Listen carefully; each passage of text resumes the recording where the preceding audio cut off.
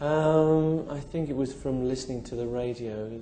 My dad helped me make this tiny little crystal set when I was a kid, and it had earphones, so when I was supposed to be sleeping at night, I was under the covers with these earphones listening to Radio Luxembourg and hearing all the beginnings of rock and roll, really. It was a very exciting time to be a young kid. Really amazing, because it was the beginnings of all that stuff.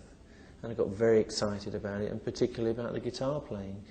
And I think an image must have formed in my mind even then that this is what I wanted to be. It took a long time to get there. So your parents were very supporting. That's not the usual case. My parents were very supportive of me and of my academic life and everything else, but not very supportive of me wanting to be a pop star, as they called it, you know. Not at all.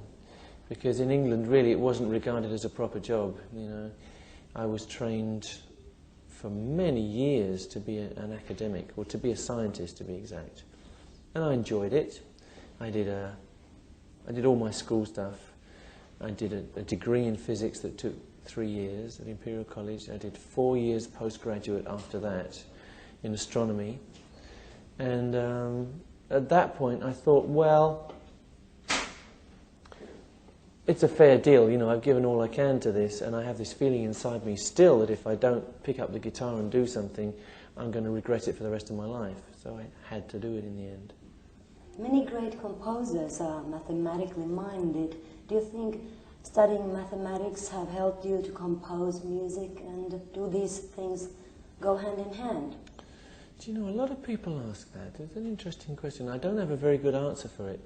I think occasionally in music you're looking for patterns in the same way as mathematics is looking for patterns in the universe. But to be honest, I find myself going further away from the mathematical and technical side and more towards the intuitive side, and I find I get more out of myself that way. I suppose the fact that the maths and physics are there provides a balance. You know, they say, this is not my forte, but they say that each side of the brain controls one half. One is intuitive and one is analytical. I think you need both to make great records, because there is an intuitive side, but there is also a side where you have to be producing and making decisions and really acting like a craftsman. So I think you need the balance. Do you agree that time exists, that everything doesn't happen at once, and place and space exists, that everything doesn't happen in the same spot? That's a very unusual question. What are you saying to me? That if things are at the same time, they cannot be in the same place? Yes. Yes, I guess that's true. That's true. Yes, that's... I don't know whose law that is, but it definitely seems to be true to me. Now, I heard it at the Metropolis Studios. Oh, yeah, really? It isn't really an official law. Somebody at the cafeteria, and I was like, I have to think about that. Yeah. Well, next. Do you remember your very first rehearsals with your first band and what happened? Yes, I remember it very well. I was at school and we used to play in the lunch hours, which was not an activity that was really encouraged, because you were supposed to read books in the lunch hour or something, you know, or kick footballs. That was okay, but playing guitars was bad news, you know. So we used to hide and play our guitars. And eventually we put a kind of group together, and we used to go around each other's houses and just play in, you know, my mum's living room or his mum's living room. I distinctly remember falling backwards through my friend Dave's mum's favourite glass case, feeling very embarrassed. But that's what we did, and then eventually we played our first gig. I remember what it was. We were called 1984. This is way before 1984, you know, of course. 1984 was a futuristic name at that time. Orwell. That's right, George Orwell. And we played our first gig at the Molesey Boat Club Dance on the banks of the Thames in Twickenham, which was an outstanding success, I may say. How have you changed as a person, and how has your music changed during all these years? Or is this the same Brian Harold May sitting here than 20 years ago? Brian Harold May? You've got my full name. I have to watch this woman. I'm very different. I think I had a nice smooth growth up to the point where Queen was this stadium band, and I thought I kind of had life sussed. I had a nice mum and dad, I had a nice wife and 3 beautiful children, and a band which seemed to ever be increasing in stature, and I was having a wonderful time basically. And then more or less everything cracked at once. My father died, I split up with my wife over a long period during which I struggled against it. You know, it took me about 1.5 years, in which time I couldn't move, got very depressed. And also the band obviously wasn't going to tour for a while, so that release was taken away as well. So I sat stuck in England in complete blackness for much too long. And I was very unproductive. I managed to play a few guitar solos for the Miracle album, I think. But basically I was a bit of a washout for quite a while. That's when I decided to make the solo album. I thought, I need a release, I need something that's going to pick me up off the floor, which can be the beginnings of me, because I didn't know who I was anymore. I lost my identity. So that's when I started, and I wrote this song called Back to the Light, which is a kind of idealised dream of here I am in my dark space here, and over there is the light somewhere, and somehow I will get there. But I had no idea how to get there. I didn't know which way to go. I didn't know where the light was. So it was all downhill from there, really. So the album is Up and downhill. Full of sad feelings, but also kind of optimistic. Mixture of those two things, that there's still hope. Yeah, well, I only found it gradually, and I think if you listen to the album, you'll find it's kind of jumbled up. But there's this theme running through it, and there are different views of the same piece of life, which is gradually changing.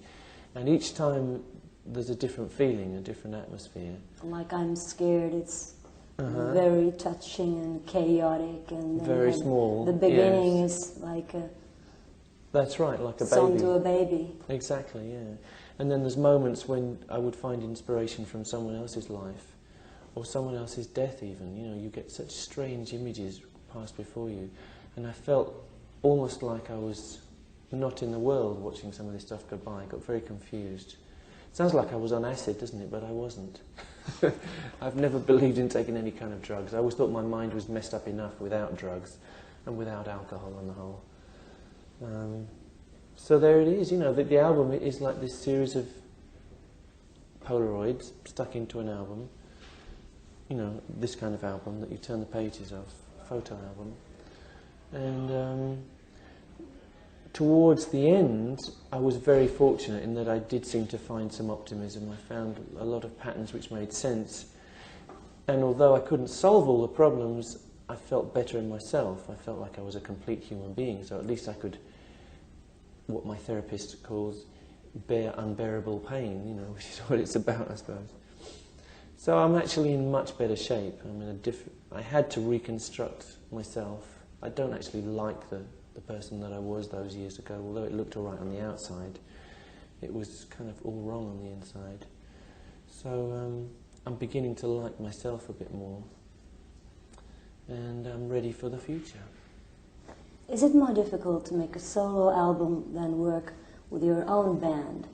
Many people find themselves looking for their pals in the studio. When you finally get the chance to do a solo album, you find the freedom, but then again you are alone. There's nobody to help you, but then again you have the freedom to do whatever you liked. Well, that's it. I mean, you've answered it. It's both, yeah. It's wonderful to have that freedom. And I never had the opportunity before to create something on this scale, which was all my message. It always had to be blended with other people's messages. So this is the most direct thing that I ever did. And it's the only thing that totally has ever made sense to me.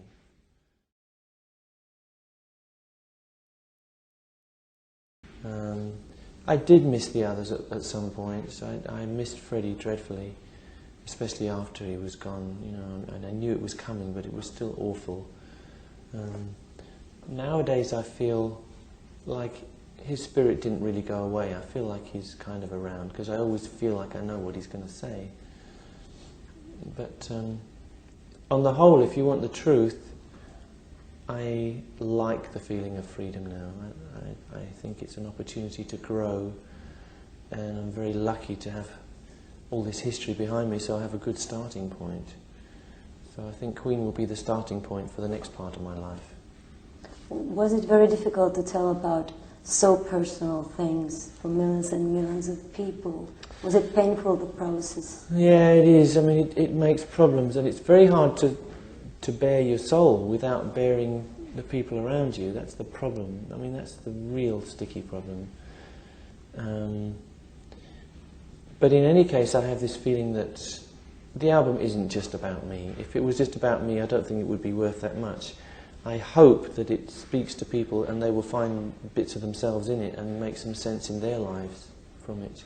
Actually, after now listening to it, it's very universal. You can find your own problems and your own I hope so. happy moments there. I hope so. And I hope, I mean, I was a bit frightened of putting it out if I didn't have any solutions, you know, because in Too Much Love Will Kill You, there's no answers. It's just like, I can't handle this, you know. But by the time it got to Resurrection, it's very up and very optimistic, and I really felt in doing that I could finally see something happening with the spirit, like the spirit could be free and could get to a better place. And it's made me feel a lot better about life in general. It was very fortunate. See, Cozy Powell was a big influence on me there. Have you met Cozy Powell? No. Okay, well, Cozy's a drummer that I've always admired, and I think he's actually, I mean, he's very flash, so people tend to think, oh, he's just flash drummer, but he's actually a brilliant technician as well, and he's very physical, so it suited me down to the ground. As soon as he was on the album, I started to feel like, hey, there's something more in here than I suspected, and he gave me some material to work on too, some actual backing tracks from which I made Resurrection, and a song called Nothing But Blue. So gradually friends, you know, I was sitting there very alone, but by the end of the album I had friends in there. I had Cozy Powell, I had Neil Murray, my wonderful backing singers, Maggie and Miriam, and Chris Thompson, who's quite an inspiration for me as a singer. And I had Mike Moran, great keyboard player. And towards the album's end, I felt, I'm ready, you know, this is now finally an album, because it's got all its ingredients from the bottom to the top. It sort of tells the whole story, so it's time to put it out. What is your favorite guitar at the moment? I have to say it's always my own guitar that I made with my father 20-something years ago now. It has a particular sound and a particular feel, and really it's the one thing that I really express myself best through. How about you using coin instead of a paper? Yeah, I use a coin. Is that the secret of your astronomical sound, or how is it created? Astronomical sound. I don't know, I think it's partly the way I play. I didn't actually get taught by anyone, I just evolved my own way. So I have this habit of resting the finger on the strings lightly. Do you use very light strings? Pretty light strings, and then the serration of the coin gives it a certain splutter on the attack. And there's a slight muting, but it still sustains. So it's my own way of doing it, I suppose. Yeah, I always remember hearing Killer Queen on the radio for the first time, and that sound, it's something very different, it's unique. So I was wondering, how do you do it? Well, I'm lucky. I think I just found, I had the guitar which I made, and in combination with these old Vox amplifiers which I use, it just makes that very warm sound. It's And warm, sometimes thick. they are full of smoke, you know. Oh yeah, explode they do blow up. Yeah, they blow in the up. rehearsal rooms. That's right. Yeah, you blow them up, but then you fix them, so they're all right. What is your best and worst quality? Ah, interesting. I think my best and worst quality is perfectionism, if that's the right word, because it leads me to make things right, and I can never rest until they're right. But it makes me a complete pain in the neck, and it drives everybody mad. And sometimes I'm sure it's perfectionism in the wrong areas. It's hard for me to figure out where the time should be spent. So you always want to change maybe something later on? Which may be not important, yeah. Nobody else That's thinks right. of it. But I You can't let sleep. it go. That's right. I think I have to. Oh. How about your own idols? When you started? Idols? Many guitarists say Jimi Hendrix. Jimi Hendrix most of all, probably. And before that, Buddy Holly and the Crickets, the Everly Brothers. Many. And and the people that I respected when I was a kid, I still respect that are still around. Jeff Beck. Well, I guess I wasn't a kid, but I was a teenager. You know, Jeff Beck was playing. He's still a fantastic example to us all of how not to stand still. You know, Eric Clapton, I think, is still amazing and has moved into a new dimension altogether. And how about these guitar legends you played with, like Joe Satriani? They're Steve great, Reich? wonderful. I think there's such talent out there. Yeah, Satriani's wonderful, great technician, but great soul. Steve Vai's incredible, you know, great technique. Totally out in space, you know, has such original ideas. Nuno Bettencourt from Extreme is really a great new technician. And I'd have to say Slash in Guns N' Roses is really a very accomplished player, much more than people realised at first. How about, are we going to see you on tour now with these songs? That's my next hurdle to cross, and that's the next challenge. I would like. Next year, maybe? Yep, I would like to take a band out in Europe sometime in the spring next year. So my immediate plans are to do some rehearsals and do some gigs somewhere out there where nobody can see, just to get a show together. And I've already talked to Cozy Powell and to Neil Murray, and they're up for it. And I hope to gather a few more people for the band and put something together which is not like Queen, something different, something which perhaps matches the progression that I'm trying to make. How about writing lyrics? Does it differ much from your writing music, or do the lyrics and the melody come at the same time? Normally together. Normally lyrics arrive with the words, except I usually have to work very hard on the last few. Few? The last few words. Like there's material from many years on your album. Yeah. So did you have a lot of material to choose from? Yes, I had a little more than I needed, but it was necessary to make some selection. I think you improve the quality that way. So in the end I took off anything which I didn't think really related to the kind of theme of the album. How about music business? I guess you can call it business nowadays. What would you like to change most? Apart from interviews.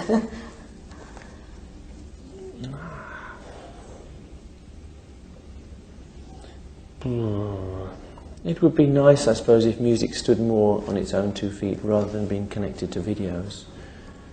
But I don't see any way of achieving that.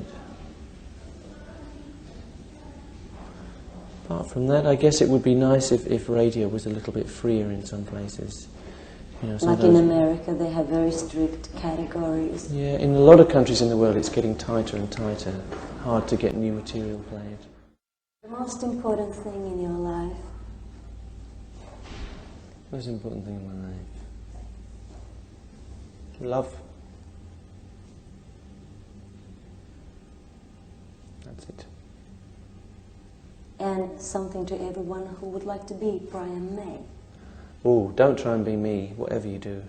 That's what I would say.